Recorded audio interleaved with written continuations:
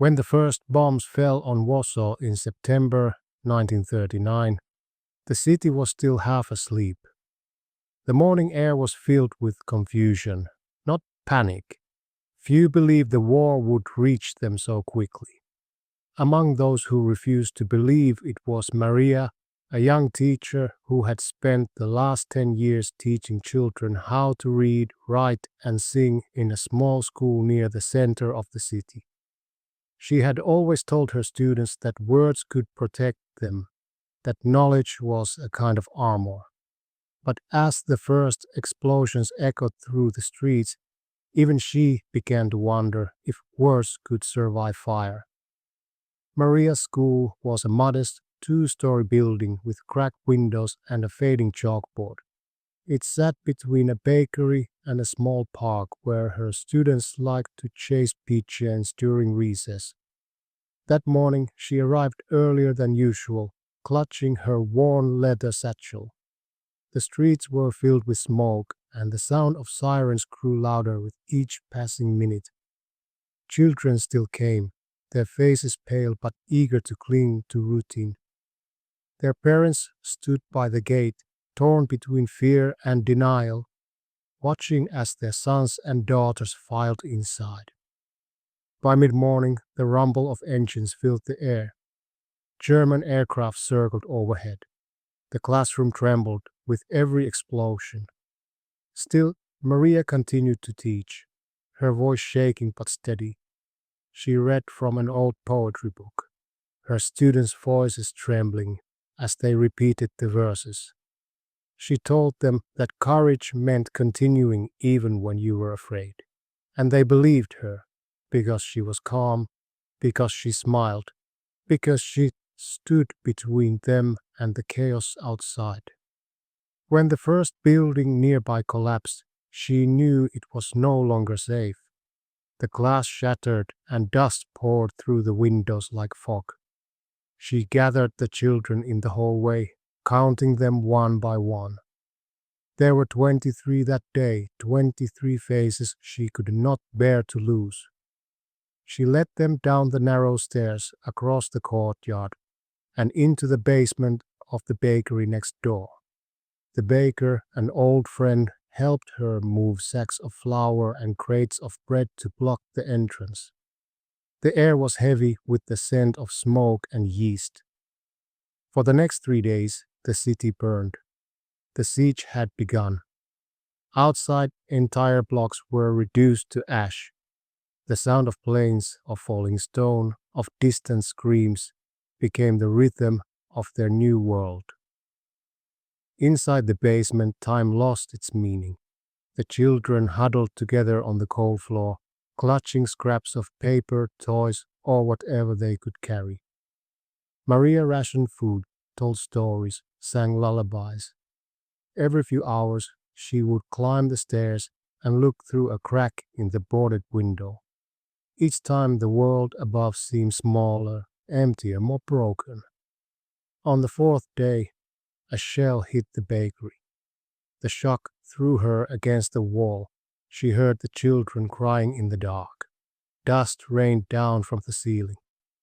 For a moment, she thought they were all buried, but when the noise stopped, she began to hear them calling her name. She lit a candle, its small flame trembling, and saw that the ceiling had cracked but held. She whispered a prayer of thanks and gathered the children close. She promised them that they would survive, that the war would end, and that one day they would walk through the park again. When the food began to run out, she made a plan. Late at night, when the bombing slowed, she slipped out through the back door of the bakery and moved through the ruins. She wore a shawl and carried a small basket. The city was unrecognizable. Streets torn open, buildings smoking, silence interrupted only by the hiss of fire. She found an abandoned apartment, where a table still held a loaf of bread hardened like stone. She took it, along with a few jars of jam and a pot of water. On her way back, she passed the body of a woman holding a child. She didn't stop, she couldn't. Back in the basement, the children waited with wide eyes. She smiled as she showed them the bread, pretending it was a feast. They ate slowly, carefully, and afterwards she made them write letters to their parents, letters they might never deliver. Write about something beautiful, she told them, something you remember before all this began. Some wrote about flowers, others about their pets, and one boy named Tomasz wrote about the stars. I think they can still see us, he said. Maria told him she believed they could. Days became weeks. The siege continued. Each morning she marked another line on the wall with a piece of charcoal. The air grew thick with the smell of smoke and sickness. One girl, Anna, became ill. Maria tore strips from her own blouse to use as bandages, and the baker, who had a small stash of medicine, gave her what little he could spare. She prayed every night for the bombing to stop, but when the silence finally came, it was worse. Too quiet, too uncertain. When the Germans entered the city, Maria didn't know what to expect.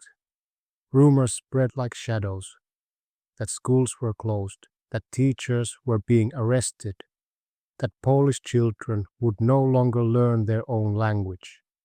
She gathered the students and told them that their lessons would continue underground, that learning itself would be their act of defiance. They nodded, too young to understand rebellion, but old enough to feel its weight.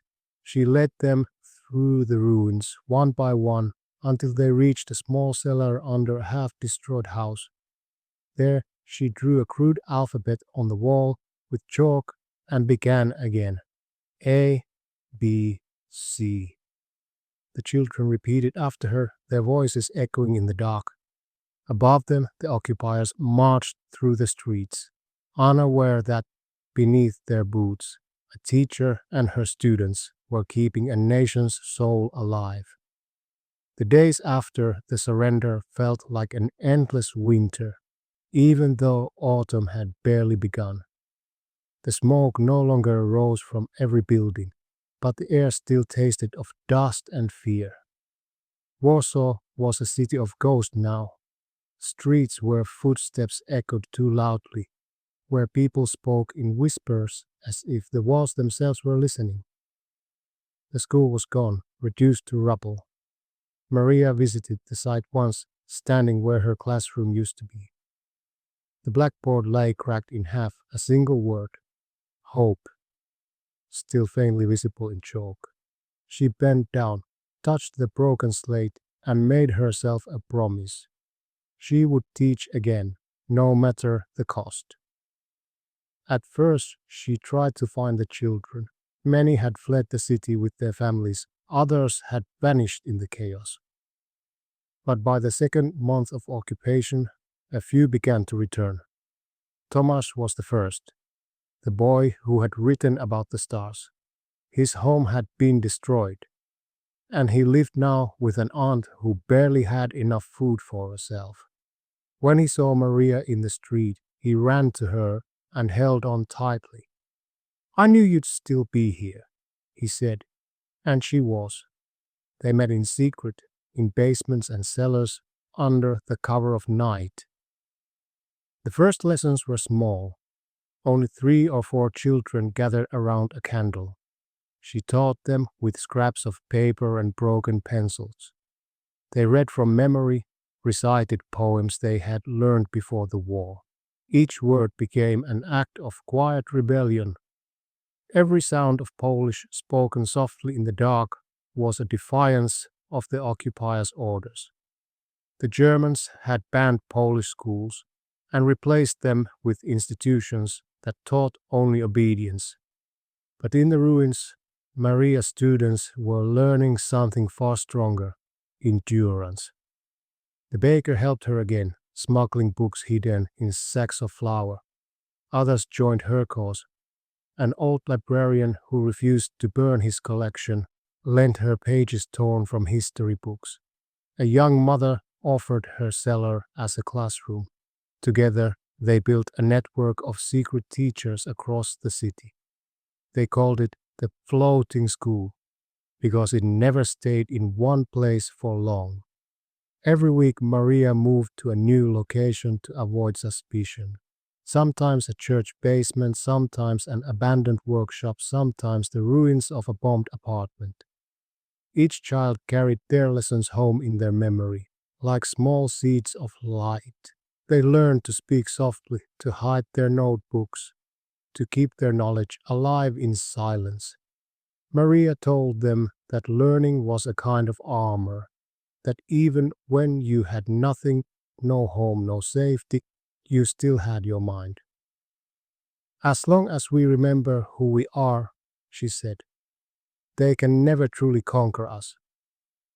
The Germans patrolled constantly. They searched homes, questioned anyone who looked too educated.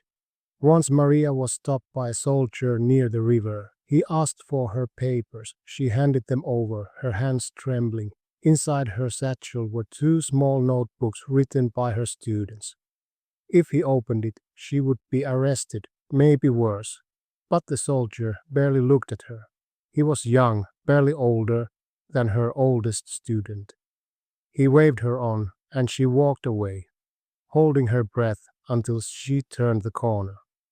That night, she burned the notebooks and cried for the first time in months. Winter came hard. Food grew scarce. The baker was forced to close his shop when the flour ran out. Many people froze in their homes. Maria kept teaching. She taught with her gloves on, her breath fogging in the cold air.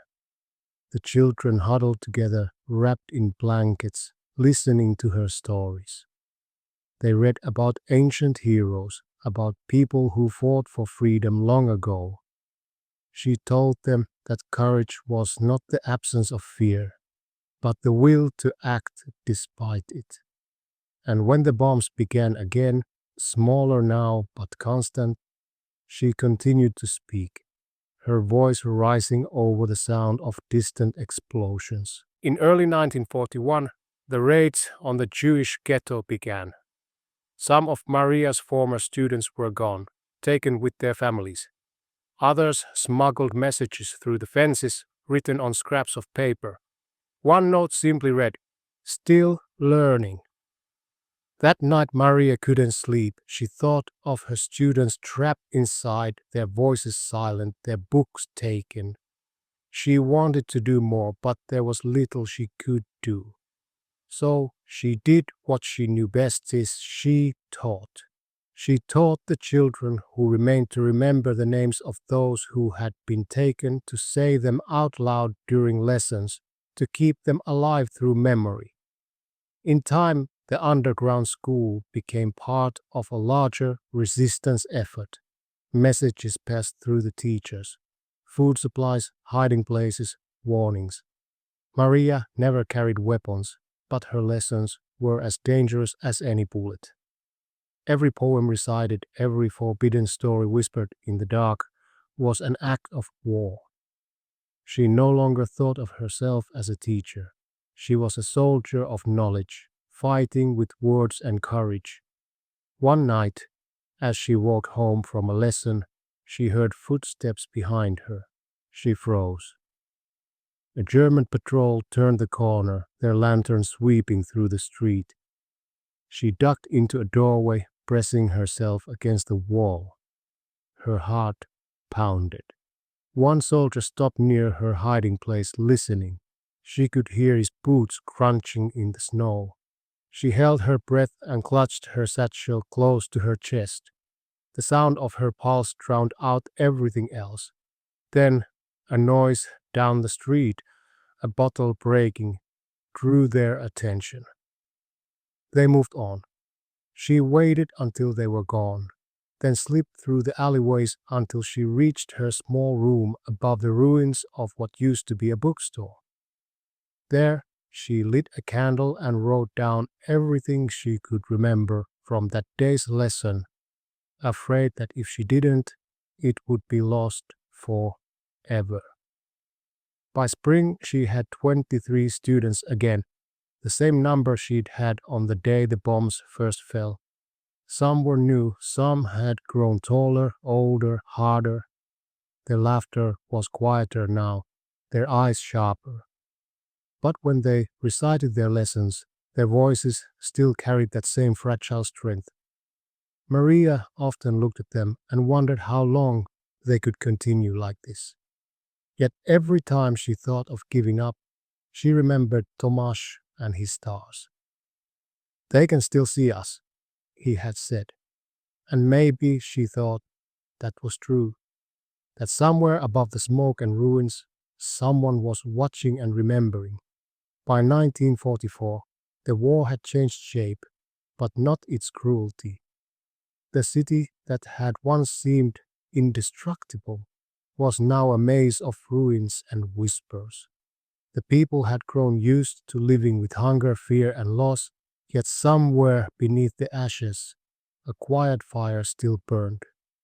Word spread that resistance fighters were preparing for something greater, something that might finally free them. The children heard it too, in the way their parents spoke in half sentences, in the sudden excitement that filled even the coldest rooms. Maria didn't speak of rebellion in her lessons, but she could see it growing in their eyes, that mixture of hope and desperation that only war could create. The older boys began to disappear one by one.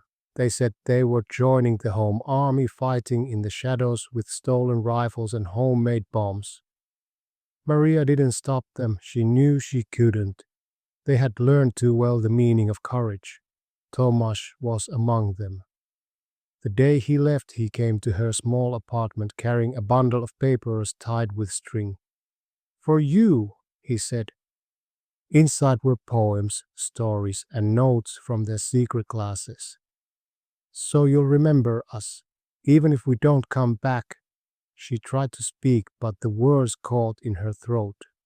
She hugged him tightly and whispered, "Come back anyway." When the uprising began in August, the city erupted in chaos and defiance. Gunfire echoed through the streets. The red and white Polish flags appeared on rooftops, painted on walls, waving above ruins like flowers growing from stone. Maria could hear the fighting from her window, the sound of resistance like thunder rolling through the broken city. She wanted to believe it was the sound of freedom, but deep down she feared what would come next. For weeks the battle raged. The Germans responded with brutal force. Buildings that had somehow survived the first siege were destroyed again. The streets ran with smoke and dust.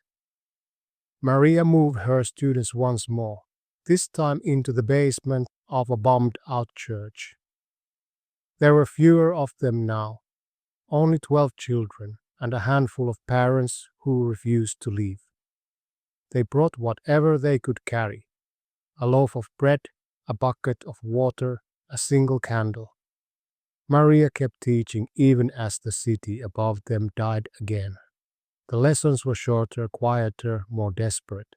Sometimes she only read them fragments of poems, pieces of stories, anything to remind them that words still existed, that life still meant something. At night, they could hear gunfire close by. The children would flinch with every explosion. Maria told them stories to keep them calm, stories about stars, rivers, and forests untouched by war. She spoke softly as if her voice could build a wall strong enough to keep out death. Sometimes, when she ran out of words, she sang instead. The songs were old folk tunes, almost forgotten, carried on trembling breath. One evening, as the sky glowed orange from the fires, the door to the basement burst open. A young resistance fighter stumbled in, his arm bleeding, his face covered in soot. He was no older than 16. He looked around, eyes wide, and then met Maria's gaze. "Is this the school?" he asked, as if confirming something he had only heard about in rumors. She nodded. He smiled weakly. "They said you were still teaching." He handed her a small folded note. It was from Tomasz. It read simply, "Still fighting. Tell them to keep learning." She pressed the paper to her chest and wept silently. The days that followed blurred into one long nightmare. The uprising was failing. The resistance ran out of ammunition, food, and hope. The Germans began their revenge. Systematic destruction, street by street, building by building. They set fire to everything. The smell of burning wood and flesh filled the air. Even underground, the heat was unbearable. Maria and the children took shelter deeper in the tunnels beneath the church. Water dripped from the ceiling. The candlelight flickered against the stone walls. One night, the sound of explosions grew louder than ever before. The ground shook as if the city itself were crying out. The children screamed and covered their ears. The ceiling cracked, raining dust and debris. Maria threw herself over them, shielding them with her body. When the noise finally stopped, she opened her eyes and saw that part of the church above had collapsed. A shaft of moonlight pierced through the dust, illuminating the cracked altar. She took it as a sign that they were still meant to live. When morning came, she decided they had to leave. The fires were spreading, and the air was too thick to breathe. She gathered the children, tying makeshift scarves over their faces. They crawled through the narrow tunnels until they reached a side exit that led into an alley filled with rubble. The city was gone. The streets they knew were nothing but scorched earth. The air was filled with ash falling like snow. They walked in silence, following the sound of distant voices, until they reached what remained of the riverbank. German soldiers patrolled nearby. Maria made the children hide behind the ruins of a wall. She whispered for them to stay quiet, to be still no matter what happened. They waited for hours, the sound of boots echoing through the ruins. Finally, when the patrol moved on, they slipped across the ripple toward a narrow bridge. Half of it had collapsed into the water, but the rest held. One by one, they crossed. Maria went last, her legs trembling, her heart pounding with every step. On the other side, they found what was left of another group of civilians. Women, old men, children, all moving like shadows through the smoke. A man carrying a Red Cross armband pointed them toward a shelter on the outskirts. There, in a half-burned warehouse, Maria collapsed from exhaustion. For 2 days, she drifted in and out of consciousness. When she awoke, she saw the children sleeping beside her, their faces pale but alive. For the first time in years, she allowed herself to rest. When the gunfire stopped, the silence was unbearable. It was not the peace they had imagined, not the triumphant sound of victory, but a hollow, heavy stillness that seemed to crush everything beneath it. The Germans had withdrawn, leaving behind a graveyard of stone and smoke. The city was broken, its streets littered with the remnants of what once was: twisted metal, burned books, broken toys. For the survivors, it was difficult to tell if they had been rescued or simply left behind. Maria woke to the silence. The children were still beside her, too weak to move, too numb to cry. Their clothes were torn, their faces smudged with soot. For days, they wandered through the ruins, looking for food, for water, for anyone who might help. The Red Cross arrived eventually, setting up field hospitals in tents and empty basements. A doctor examined the children and shook his head. "It's a miracle they're alive," he said. Maria wanted to tell him it wasn't a miracle, it was will. It was the lessons, the stories, the belief that the war could not take everything. In the weeks that followed, the city began to fill with people again, survivors returning from the countryside, soldiers, and the displaced searching for their homes. But there were no homes left, only outlines of walls and the hollow frames of doors. Maria found what remained of her school. It was nothing but rubble and twisted iron. The blackboard, the desks, even the courtyard where the children used to play were gone. She stood there for a long time, feeling nothing at first. Then the grief came all at once, overwhelming and unstoppable. She fell to her knees and wept until there were no tears left. The children tried to comfort her. Thomas was gone, but the younger ones had survived. Anna, Marek, little Sofia, who still carried the broken piece of chalk Maria had given her years ago. They stayed close to her, clinging to her as they always had. "What do we do now?" one of them asked. Maria wiped her eyes and looked at the ruins. "We start again," she said quietly. "That's what people do." And she did. Within months, when the snow melted and the Red Army pushed deeper into Poland, small pockets of life began to return to Warsaw. People rebuilt what they could, out of whatever they could find. Maria found a room with four walls still standing and turned it into a classroom. There were no books, no desks, no chalkboard. But there were children. Children who had seen too much, lost too much, but still wanted to learn. They came in small groups at first, some barefoot, some carrying scraps of paper. She greeted each one with the same words. "You are safe here. You can learn here." At first, the lessons were simple letters, numbers, the kind of knowledge that had once seemed ordinary but now felt sacred. She taught them how to read again, how to write their names, how to remember beauty in a world that had forgotten it.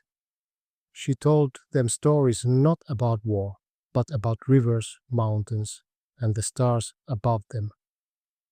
She reminded them that history was more than destruction, it was survival, and they were part of it. The city around them grew slowly, painfully. The new authorities built roads, bridges, new schools, but the old spirit of Warsaw, the one that lived in its people, was harder to rebuild.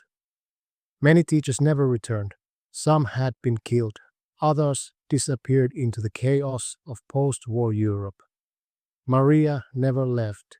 She stayed, rebuilding one child at a time. Sometimes, when the sun set over the ruins, she would sit by the window and read the letters her students had written during the occupation.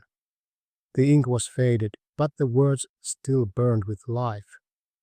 "Dear teacher," one began, "we are still learning." Years passed. The children grew older, taller, stronger. Some became teachers themselves, others doctors, writers, and parents. They carried her lessons with them like invisible scars. When they spoke of the war, they spoke not of bombs or soldiers, but of the basement where they learned the alphabet by candlelight, where a woman with tired eyes told them stories to keep the darkness away. Maria watched them grow and felt both pride and sorrow. She had saved their minds, but not all of their innocence. That, she knew, was gone forever. One spring afternoon, Thomas returned. He was no longer a boy, but a young man, thin and pale, with eyes that had seen too much. He walked into her classroom quietly, as if afraid the memory might vanish if he made too much noise. When she saw him, she dropped the book she was holding. They stood in silence for a moment before he spoke. "You kept teaching," he said. She smiled through her tears. "And you kept fighting." He handed her something, a small notebook, worn and stained. I wrote this during the uprising, he said, for the children who couldn't be here. She opened it. Inside were poems about courage, loss, and hope. She recognized his handwriting. You never stopped learning, she said softly. He shook his head. You never stopped reminding us how. That evening, she asked him to read one of his poems aloud to the class. The children listened in silence, their faces lit by the last light of day streaming through the cracked window. His voice was soft but steady. When he finished, no one spoke. For a long moment, the only sound was the wind moving through the ruins outside. Years turned into decades, and the war became a memory told in photographs and stories. New buildings rose over the ruins. The streets that had once echoed with explosions now filled with laughter, trams, and the rhythm of ordinary life. But for Maria, the war never truly ended. It lived quietly inside her, like an old wound that sometimes ached when the air grew cold. She kept teaching long after most of her students had grown and left. The school she rebuilt expanded, new teachers came, and generations of children sat in her classroom without ever knowing what it had once been. Sometimes she would stand by the window and watch the sunlight fall on the desks. She would think about the children she had lost, the ones who didn't survive the winter, the bombings, or the camps. She never spoke their names aloud, but she remembered each face. They were the shadows in every lesson, the reason she kept teaching. Every word she spoke, every letter she drew on the board, was a quiet tribute to them. When the city rebuilt its monuments, she refused to have one made for herself. The teachers of the war need no statues, she told the mayor when he visited the school. Our work stands in those who still believe in learning. Instead, she placed a single small plaque on the wall of her classroom. It read, "To those who learned in darkness."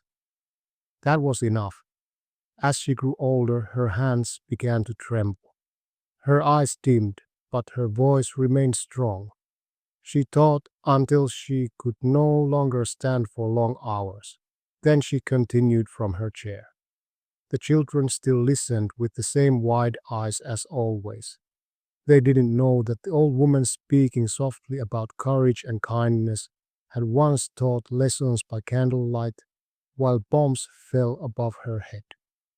One winter, Thomas visited again. His hair was gray now, his face lined with years. He brought a small bundle of papers, his own students' writings. They know your story, he said. I told them about the basement, about the letters, about how you made us believe that knowledge was a kind of armor. She smiled weakly. And what did they think?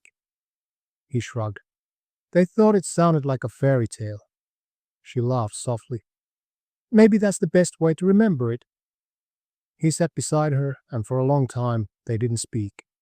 Outside, snow began to fall, soft and silent, covering the city in white. That night, Maria wrote one last letter in her notebook. The ink bled slightly on the page, her handwriting uneven. It was not a diary entry, not a record, but a message to those who would come after her. To whoever finds these pages, she wrote, remember that war is not only fought with weapons. Sometimes it is fought with memory, with words, with the will to stay human when everything around you demands that you forget how. I was a teacher once, and perhaps I still am. If you are reading this, then you are a student of the same lesson, that even in darkness we can still create light. She placed the notebook inside her desk drawer and closed it gently. The next morning she didn't wake. She passed away quietly in her sleep, the same way she had lived for so many years, in silence with peace, surrounded by the faint smell of old books and chalk. When the children came to class, they found her at her desk, a faint smile on her lips, as if she were still listening to someone recite a lesson. Thomas arranged her funeral. It was small and simple, attended by former students, neighbors, and a few of the new teachers who had never known her during the war. They buried her in a quiet corner of the rebuilt city, under a tree that bloomed white in the spring. Years later, the school was renamed. It became known as the Maria School of Warsaw. On its walls, a new generation of children learned about the woman who had once taught by candlelight, who had saved her students not with guns or soldiers, but with courage and knowledge.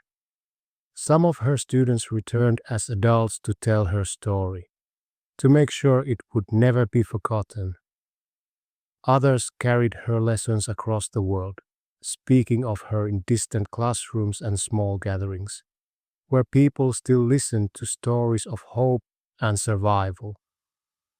And somewhere in the archives of the city, the letters her students once wrote were found, the ones about flowers, pets, and stars. Historians catalogued them as artifacts of the war, but for those who read them, they were something more. They were the proof that even in humanity's darkest moment, light had survived in the hearts of children who refused to forget how to dream. If you walk through Warsaw today, you can still find the tree that stands beside her grave. It leans slightly toward the sun, its branches thin but stubborn. Beneath it lies a stone with her name and the words she once told her students, words that carried them through hunger, fire, and fear. As long as we remember who we are, they can never truly conquer us. In later years, when the city's tram bells once again rang in the morning and the river carried sunlight instead of ash, some of Maria's students would return to the corners where their childhood had been interrupted. They would stand at the edge of rebuilt streets and try to line the present up with the map of memory. It was never perfect. The bakery that once saved them under its floor was gone, but a new shop stood roughly where the old door had been, and sometimes the smell of warm bread drifted into the street as if a kindness had found its way back. Passers-by saw nothing remarkable in these doorways. Only those who had hidden there understood how a room could become a universe and a candle a constellation. One of the children, Anna, grew up to be a nurse. She kept a small box of folded papers under a scarf in the top drawer of her desk. Inside were the letters she had written when the siege seemed endless, when the city spoke only in the language of sirens and dust. On nights when the hospital was quiet, she would open the box and unfold a page that smelled faintly of smoke. The words were crooked and young. A drawing of a bird, a sentence about a friend who liked the sound of chalk on stone, a wish about the day the sky might forgive them. She never showed the letters to anyone. She had no need to prove that such days were real. It was enough to feel the thin paper between her fingers and hear, for a moment, the hush of a basement where a voice had promised that knowledge could outlast fear. Marek, who once counted the bomb craters along his street like secret numerals, became a mason and helped raise walls where only absence had stood.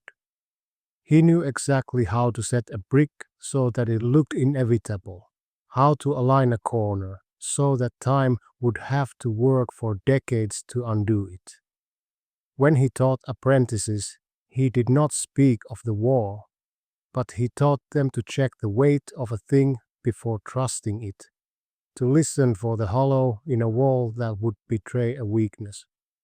The world is held together by attention, he would say. and the boys, not understanding, would nod. Sometimes, when the day ended and the scaffolds were bare, he would look across the city and imagine laying one more course of stone, invisible and endless, a quiet rampart against forgetting. There were days when the past returned without invitation. A winter gust would carry a smell that did not belong to the present, and an old house would remember the sound of running feet. A distant hammer would strike metal in a rhythm that echoed the staccato of a night no one wanted back. On those days, the city walked a little slower. People looked at one another with a softness that said, without words, "We are still here." The survivors had learned in the strangest school of all that shared burdens could be lighter than the ones carried alone. Tomasz kept teaching after he returned, though for a long while he couldn't bear a room with no windows. He arranged desks near the light and opened classrooms to the hallway so the air moved like a stream past the children's voices. He told stories about oceans and mountains to students who had never left the city. He found in the grace of sentences a rope that could be thrown across any chasm. When inspectors asked for curricula and metrics, he gave them everything they needed, and then, at the end of every week, read his class a poem chosen like bread for the mood of the day. He never said, "This was written in a basement while men in black boots searched the street above us." He did not need to. The words carried their own weather. Sometimes he visited the small grave beneath the tree and stood with his hands in his coat pockets, as if waiting with an old friend for a tramp that would not come. He felt no urge to speak. The leaves did as much talking as the afternoon required. Children played nearby, their shouts cutting through the winter air like bright threads. He imagined her listening and smiling at the chaos, her hands folded around the idea that all this noise was proof that lessons had been learned after all. He would leave a stub of chalk on the stone, a habit he never explained, as if some night the earth might turn and she might need to write one latest phrase for a child leaning close to understand it. The city made museums out of buildings and rooms out of exhibits. A cracked teacup was given a description card, a melted spoon, a shelf. In a small gallery, tucked away behind a corridor of photographs, the letters from the children were displayed under glass. Each one was a little room with its own weather. A sun drawn by a steady hand, a house restored in pencil as if paper could be mortar, a star given more points than geometry allows, because a child had decided that light should be abundant. Visitors moved slowly between the cases. Some read every line, lips shaping syllables as if tasting them. Others glanced and glanced away, not because they didn't care, but because the simplest truths insist on settling in their own time. There were arguments in the years after the war about the shape of the memory that should be built. Some wanted hero statues, fighters cast in bronze with their jaws set against the wind. Others wanted an archive of names, lists upon lists that would remind the future that absence can be a crowd. When Maria's former students were asked to weigh in, they spoke quietly for a different kind of monument. They did not dismiss bravery, nor did they deny the need to tally the lost, but they knew that an alphabet whispered in a cellar had a claim on the city too. In the end, a small room was built inside the school she had rebuilt. 4 walls with a plain desk, a chair, a shelf of books with frayed spines, and a lamp that cast a circle of patient light. Children visited on field trips and sat in silence, not because they were told to, but because the air seemed to ask for it. Teachers would say, "This is a room that once existed everywhere, when everywhere was breaking," and a few students would nod as if they had been there before in a dream. On an autumn afternoon, a woman returned from far away to see what had become of the place where she had been a girl.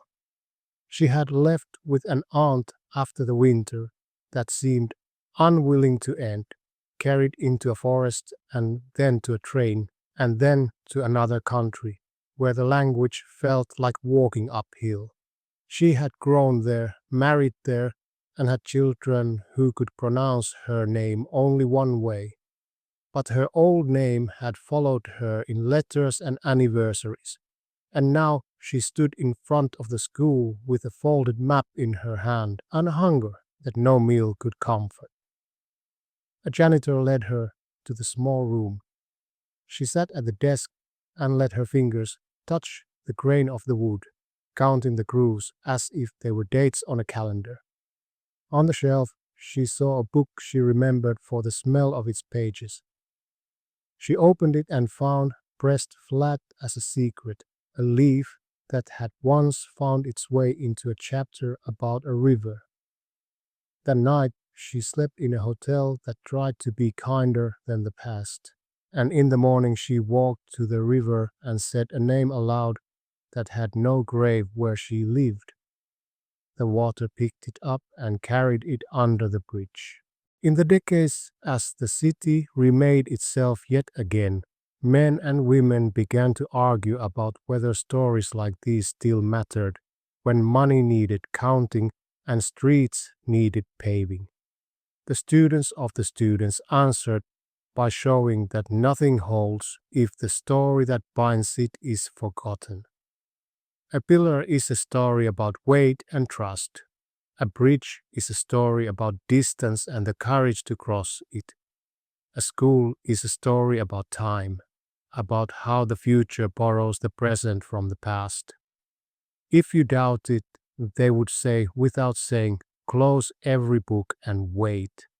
The world will dim around you, and when you speak, your voice will sound like footsteps in a hall that no longer leads anywhere. On anniversaries, city officials would stand under the tree and read prepared words. Some were simple, some too polished for the wind to catch. After the speeches, there was always a moment when the official list ended, and the day did not know what to do with itself.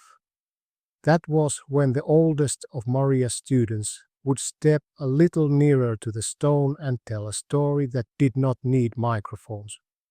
He would describe the shape of a candle's flame in a drafty room, or the sound chalk makes when it breaks in a teacher's hand, or the way a child's face changes when the first word forms correctly on a page. People leaned forward then, because these were not grand histories with banners and dates. They were hours and minutes that any of them might recognize. The small seam where the ordinary and the sacred are the same cloth. A boy once wandered away from a tour and found himself in the quiet corridor where the letters were kept. He pressed his nose to the glass and tried to smell smoke because he had been told that the past leaves scents behind like a coat on a chair. He read a line about stars and looked up, not at the ceiling light, but at what he imagined beyond it. He felt something like sorrow and did not know what to call it, because nothing terrible had happened to him that day, and yet here it was, a weight that was also a kindness. When he returned home, he took a piece of paper and wrote down the names of everyone he loved, not because he was afraid of losing them, but because the act felt like building a place where their names could be warm. On the last evening of one such anniversary, when the sky went the color of tea cooling in a cup and the tree's leaves clicked softly against one another, a breeze lifted dust from the pathway and set it adrift like a thin veil. a woman who had not known the war but had known the women who survived it, stood a little apart and watched the way the dust rose and fell. She thought of a sentence she had read on a museum placard, that the city had once been taught in darkness. She repeated it to herself, quietly, as if testing it for truth. It felt true in her mouth. She walked home and, before sleep, took a book from the shelf and copied a single line into the inside cover. As long as we remember who we are, they can never truly conquer us. In the morning, she forgot where she had written it and then found it again months later, and the discovery felt like receiving a letter from someone she had not realized she missed. Time kept walking. The river kept its appointments with bridges and banks and rain. The city's windows reflected new lives and held, in their reflection, the shadows of old rooms. Children learned to read and then to doubt and then to trust again what the words could carry. Some of them became teachers without ever deciding to, simply by telling a story at the right moment with the right patience. When they did, a room somewhere in the city remembered a night when a teacher's voice had braided fear into something that could be held without breaking. The room did what rooms do when they are properly used. It kept the echo a little longer than a corridor would, and sent it back softer, as if to say, "This is yours now, keep it if you can." There is a photograph taken long after the war of a class standing under the blooming tree. The children squint in the light. A few look away at something no one else can see. On the back, someone has written the date, and beneath it, a line that does not name the school or the city or the teacher. It says only, "We'd learned, and then we taught." The picture sits in a box in an archive, labeled and catalogued, waiting for hands that will lift it into light. When those hands arrive, they will hold more than paper. They will hold the proof that a voice can travel farther than a shout, that a candle can be a kind of map, that the smallest room can be a country if a promise is kept inside it. And so the city breathes, in and out, season after season. And the children who were taught in the dark become names on doors, and the doors open onto rooms where other children wait for the first sound of a lesson beginning. The chalk touches the board. The curve of a letter appears. The day brightens by a margin you can measure only if you were once without it. Somewhere, without fanfare, a teacher lifts her eyes to make sure everyone is with her, and in that small glance, the past and the future agree, for a heartbeat to share the present with care. The promise holds. The story does what stories do when they are tended. It continues.